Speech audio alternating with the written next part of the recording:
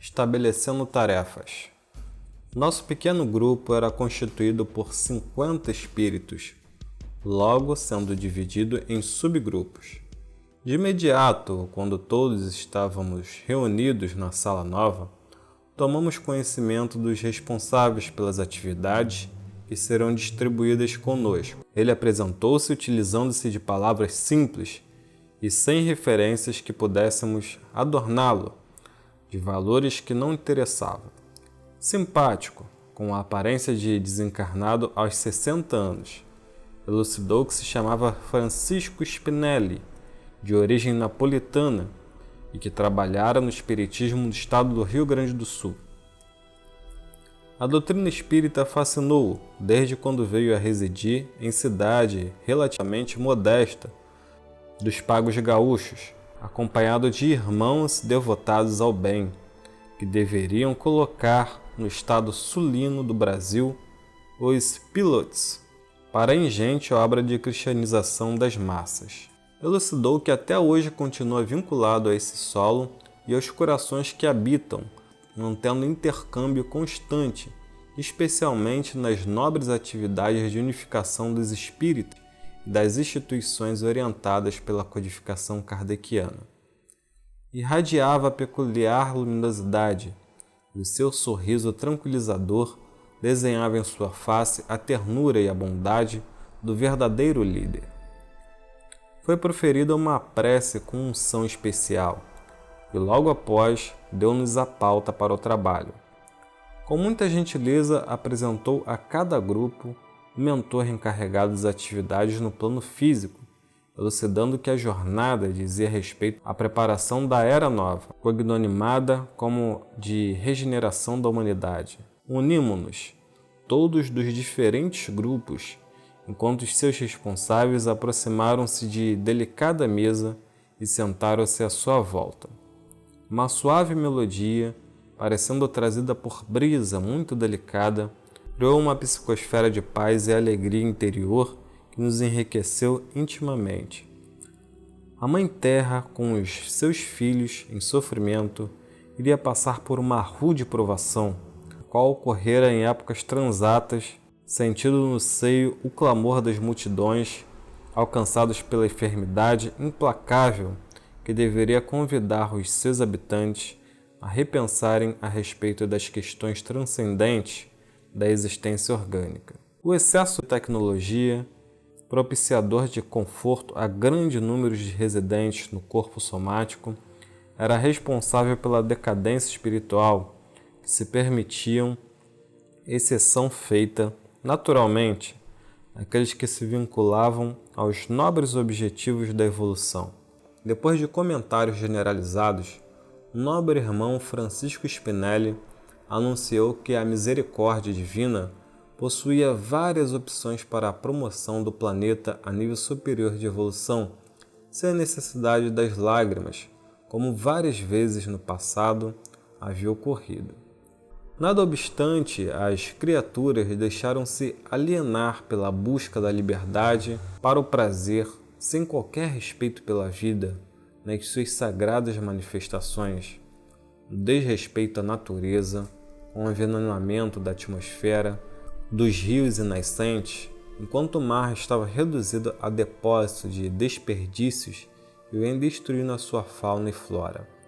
E o adensar da psicosfera geral pela emissão de ondas contínuas de ódio e degradação moral, chegando a níveis brutais de conduta, com o aumento dos feminicídios e crimes de características primitivas, respondia pela tragédia que então se aproximava do planeta querido. Quando os seres humanos compreenderem que o mundo é feito de ressonâncias, os seus pensamentos e condutas obedecerão a diferentes critérios seletivos. A tarefa que a todos nos estava destinada objetiva diminuir a intensidade da epidemia, agora se transformando em pandemia.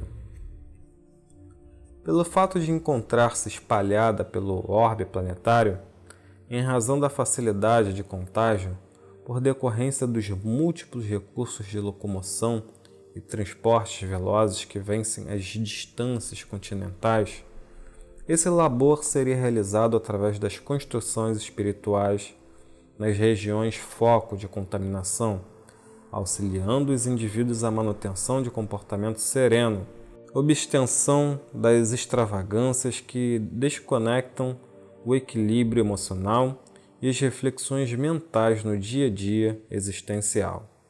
As comunidades que trabalhariam no Brasil, sob o comando de Ismael, obedeciam a programação específica, qual ocorreria nas diversas nações conforme suas tradições e costumes, ética e confissões religiosas ou não. Entidades elevadas que contribuíram para o progresso da humanidade, na era da saúde no passado, participariam dos laboratórios de pesquisa, inspirando os seus devotados companheiros encarnados. Outros espíritos igualmente especializados na área da saúde hospedar-se-iam nos nosocômios tradicionais e improvisados, considerando-se o volume de pacientes que necessitariam de apoio e terapêutica especializada.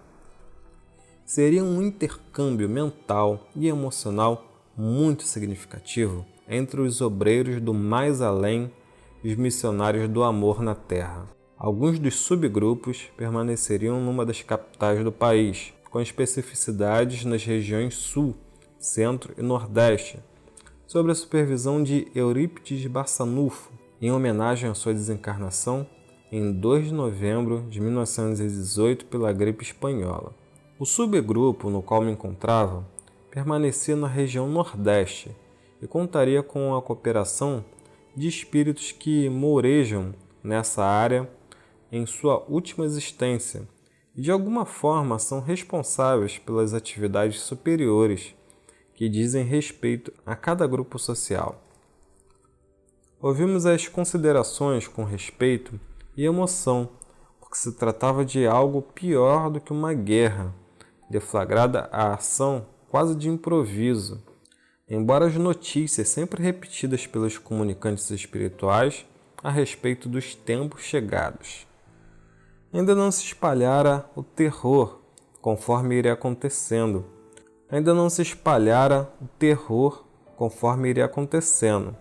Com os estágios iniciais de pico e de continuidade menor de contaminação.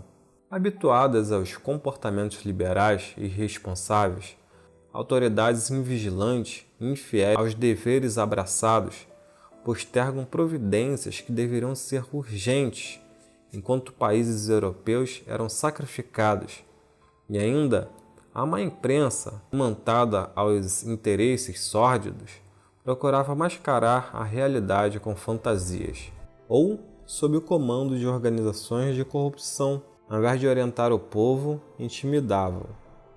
Tal atitude era programada para facilitar ainda mais a desgraça social. Os malabarismos em torno das leis violadas e da política assassina em que as criaturas humanas passavam a ser números e jamais pessoas.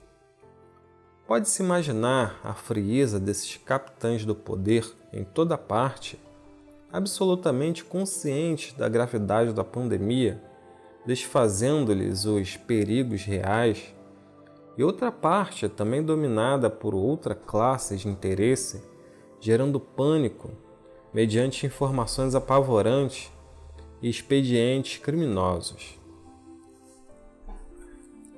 Era necessário que nos deixássemos conduzir por uma profunda compaixão, não somente pelas vítimas da situação vexatória, mas principalmente pelos criminosos de colarinho branco, amealhando riquezas superlativas com a miséria e o sofrimento incalculável da humanidade.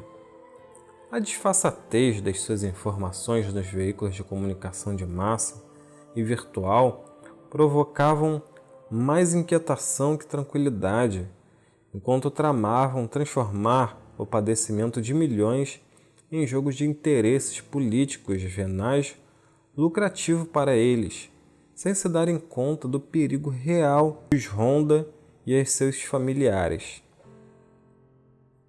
Em geral, o ser humano ainda transita pelo instinto de preservação da sua vida e dos seus bens, distanciando dos sentimentos de solidariedade humana e de deveres honoráveis. A Deus rendemos graças pelos exemplos de indústrias, empresas de várias especialidades, famílias e pessoas verdadeiramente humanas, oferecendo-se para diminuir a tragédia do cotidiano, para ajudar nos comportamentos preventivos e nos cuidados em nome da ética, da civilização e do amor. Os cristãos, especialmente os espíritas, sentiram-se convocados a contribuir com o devotamento e os recursos próprios para melhorar a situação dramática no esforço de demonstrar a finalidade da existência na Terra e que o importante no mundo é a satisfação de servir, de ser irmão do sofrimento e poder diminuí-lo onde se homizie. Mantendo a conduta nas diretrizes do Evangelho de Jesus, na sua interpretação espírita, são mais responsáveis pelos atos nos momentos dessa natureza e estabelecem sintonia com as forças vivas do universo e o mundo transcendental, de onde vieram e para onde retornarão.